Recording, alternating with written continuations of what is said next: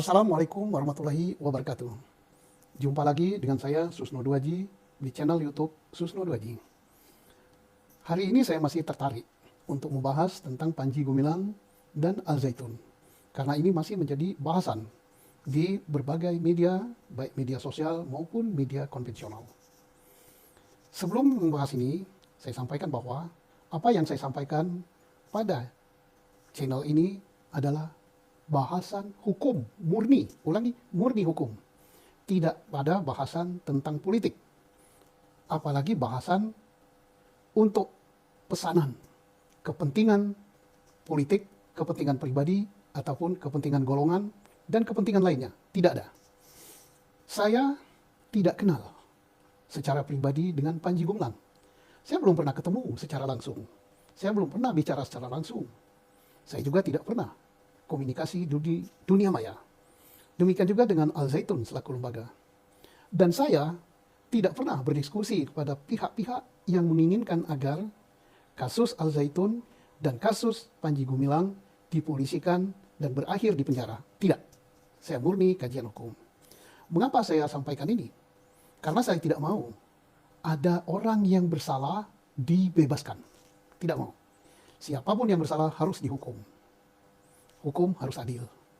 Dan saya tidak mau juga ada yang orang tidak bersalah, tapi karena tujuan tertentu dibuat bersalah, direkayasa, dan dihukum. Mengapa begitu? Saya sudah merasakan hal itu tidak enak direkayasa. Saya yakin bahwa apa yang saya alami, saya direkayasakan kasus.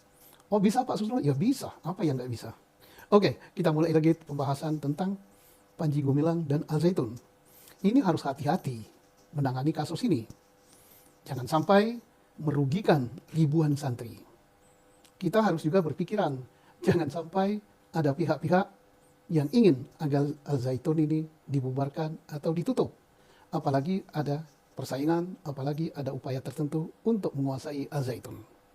Ingat, kasus Al Zaitun, khususnya Panji Gumilang, selalu muncul menjelang pemilu. Dan ini tahun sekarang 2023 adalah tahun politik. Oke, kita bahas. Panji Gumilang awalnya dituduh sebagai NII.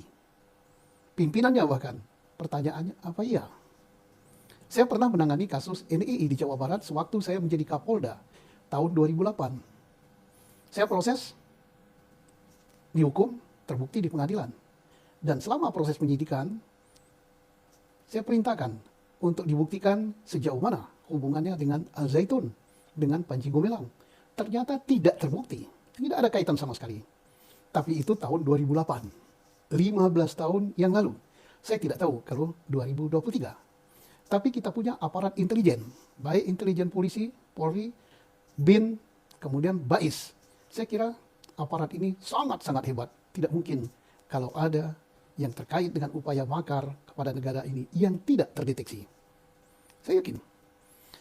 Kemudian mari kita lihat, untuk dapat dituduh sebagai NII atau upaya makar, harus dibuktikan ada nggak yang ditunjuk sebagai pemerintah. Mulai dari presiden, perdana menteri, atau khalifah, atau apalah namanya. Kemudian ada nggak kabinetnya. Kalau tidak ada ya nggak bisa. Yang kedua, ada nggak negaranya, wilayahnya. Di mana wilayahnya? Ada kepala daerah dan sebagainya yang tunjuk. Yang ketiga, ada nggak benderanya? Ada apa tidak lambang negaranya? Ada apa tidak undang-undang dasarnya? Ada apa tidak kegiatannya? Nah, yang ditindak oleh Polda Jawa Barat waktu saya Kapolda itu semua lengkap dan terbukti. Maka dihukum. Oke, kita beralih kepada tindak pidana pencucian uang. Pencucian uang itu harus ada kejahatan awal.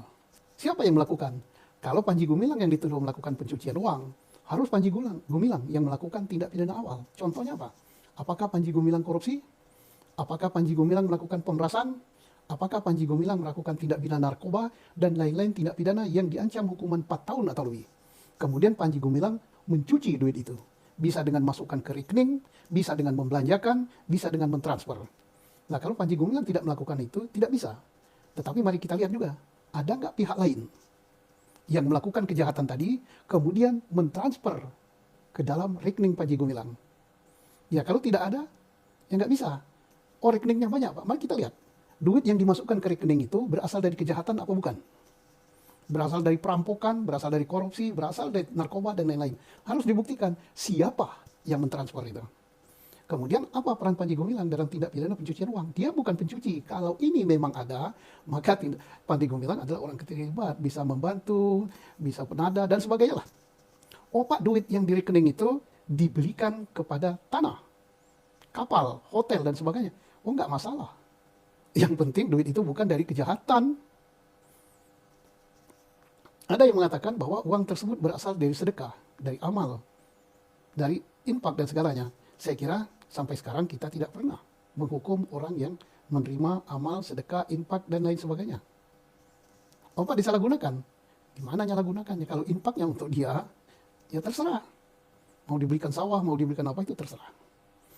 Ada lagi yang mengatakan bahwa rekeningnya 300 lebih. Kemudian rekening lembaganya Al Zaitun 30 lebih.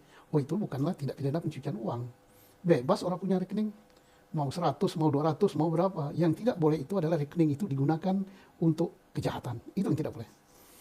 Kemudian tentang penodaan agama. Saya yakin bahwa Baris Krim sudah mengumpulkan bukti untuk tindak pidana pencucian agama. Untuk tindak pidana penodaan agama. Tapi tidak salahnya saya memberikan masukan agar apa yang dituduhkan itu tidak mentah. Kenapa? Saya yakin Baris Krim, Direktorat 1 Tindak Pidana Umum, telah memeriksa saksi ahli, kemudian memeriksa saksi yang lainnya, telah mengumpulkan barang bukti dan sebagainya.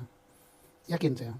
Tapi harus diwaspadai juga bahwa Panji Gumilang juga akan mengajukan argumen, baik dari buku-buku, baik argumen dari para ulama, baik argumen daripada ahli tafsir dan sebagainya yang sesuai dengan yang akan mendukung pendapat dia. Nah, sudah ada dari MUI. Kita tidak bisa mengatakan dari MUI saja, karena Panji Gumilang pun pernah argumen untuk membantah itu. Nah, bagaimana kalau ada dua argumen yang berbeda? Nah, inilah yang perlu kita waspadai. Hakim nanti akan membukti. Ya, tapi sejak kapan hakim diberi kewenangan untuk mengadili dua pendapat tentang keagamaan yang berbeda? Sekarang yang berbeda besar adalah, contohnya, Ahlul Sunnah wal Jamaah dengan Ahlul Bait, si A, itu berbeda besar.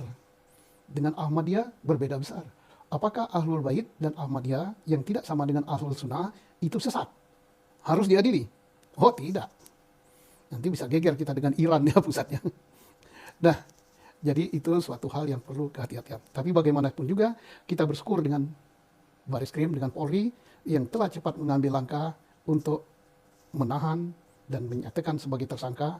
Ini paling tidak sudah memberi rasa kepuasan bagi yang lapor, mengurangi kegaduhan. Tetapi apakah Baris Krim akan menyampaikan ini ke penuntut untuk diproses lebih lanjut? Ini nanti dulu. Karena Baris Krim mengambil langkah untuk keamanan dan Polri, saya kira sudah pemikiran yang jauh ke depan. Tentang akan P21 atau tidak, ya Polri punya standar tersendiri. Demikianlah, perlu diwaspadai juga bahwa ada pihak-pihak yang ingin mungkin menguasai aset dan sebagainya, ini harus diwaspadai. Dan juga saya yakin Polri tidak akan bisa ditekan dengan opini, dan Polri tidak akan bisa ditekan dengan kehendak pihak-pihak tertentu, dan Polri tidak mungkin akan bisa diperalat untuk kepentingan politik, kelompok, atau golongan. Demikianlah yang saya sampaikan. Sekali lagi, ini murni kajian hukum menurut saya. Mungkin ada yang mau membenci saya atau mengumpat saya, silakan. Itu risiko saya untuk menyampaikan sesuatu hal, dan saya yakin apa yang saya sampaikan ini belum tentu benar.